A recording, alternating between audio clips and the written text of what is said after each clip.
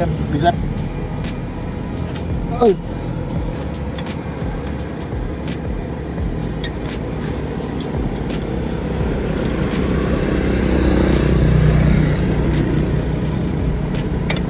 Kabilaan para di maano. Shit.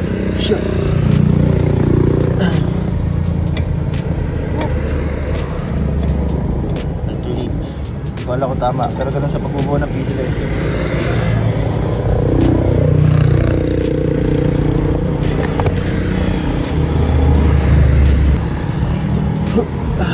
Yung PMS na pa tayo.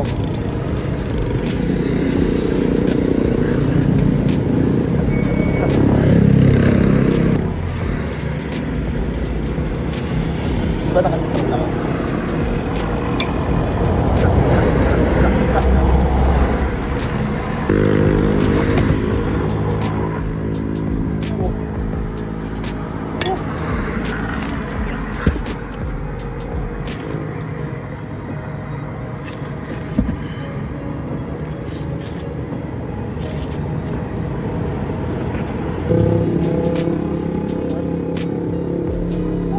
Showing this the right side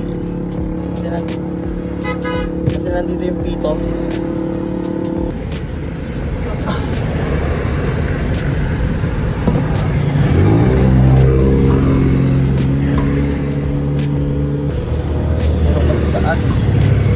Wala sa taas guys.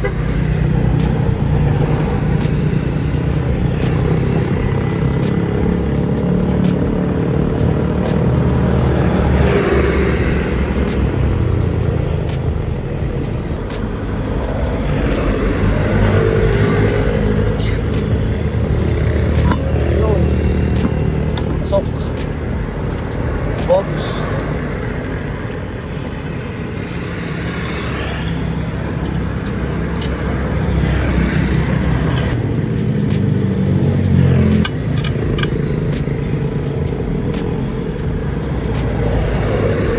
Huwag mo na may fit siguro. Lock ko muna sila. Huwag mo na yung fitan guys.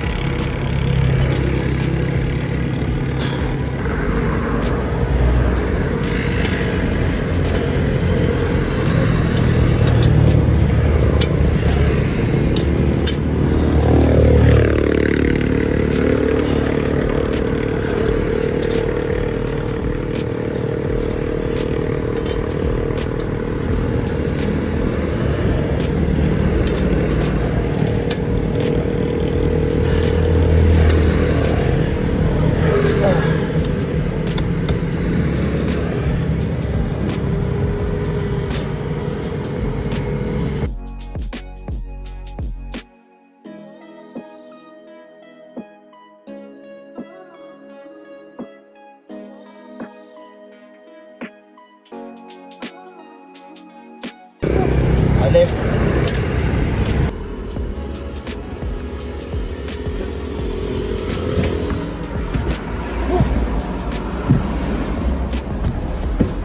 Grabe, wala na ako spare tire. Agad mapagawa agad. Hindi mo itong alis ito. Ay.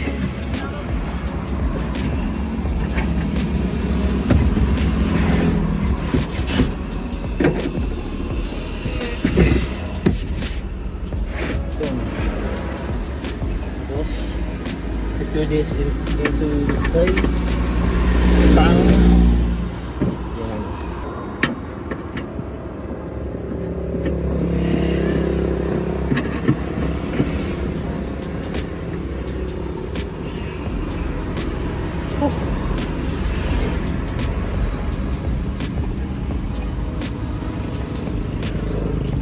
Tools.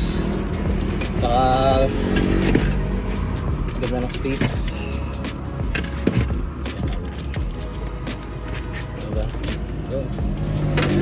So, hindi ko alam kung pwede natin ilagay sa harap ng ano, top. So, So yun guys, napayos na natin yung ating wheels. So unfortunately, dahil first time ko kasi masiraan and hindi ko alam kung paano yung pakiramdam ng butas na pala yung gulong habang dinadrive. So first time ko yun. So nadrive ko pa siya ng ilang meters. So medyo nadami siya konti yung tire. Pero sinabi naman doon sa Vulcanis, it's okay pa siya. So pinagawa ko na lang is pinalipat ko na lang yung wheels na nasa harap o yung gulong na nasa harap, pinapalit ko na lang sa likod. So mas safe daw siya. And okay, so yung spare tire ko, pinabalik ko na din siya. So ngayon is ito yung damage niya guys, yung black na yan na nakikita nyo is yung damage sa wire. Sabi if umabot pa daw doon sa nylon part ng gulong, mas di na siya pwede. So, hindi pa naman daw siya umabot sa ganun. So, well, thankfully, dahil bago pa din kasi yung wheels, so it's my fault pa din. It's a lesson learned talaga for me na if damage na yung gulong or flat na yung gulong, don't drive talaga. So, yun. So, okay naman na yung spare tire. Nakabalik na sa likod. And then, okay na din naman na. Naikutan naman na. Ayun lang guys, I just shared my experience with you guys. So if you are interested for more Kia Sonet content, make sure to subscribe to this channel. It's free guys, and it really helps the channel and for me to grow then. And at the same time, I have a couple of videos that you might be interested with. Nasa taas na lang dyan or dito sa kabila. So if you're interested to watch more Kia Sonet contents or contents about my career, self-improvement, and those stuff, make sure to subscribe to this channel. Thank you guys for watching this video. So I just want to remind us again to honor God in all the things that you do. Thank you guys, appreciate you, and see you on the next video. Peace.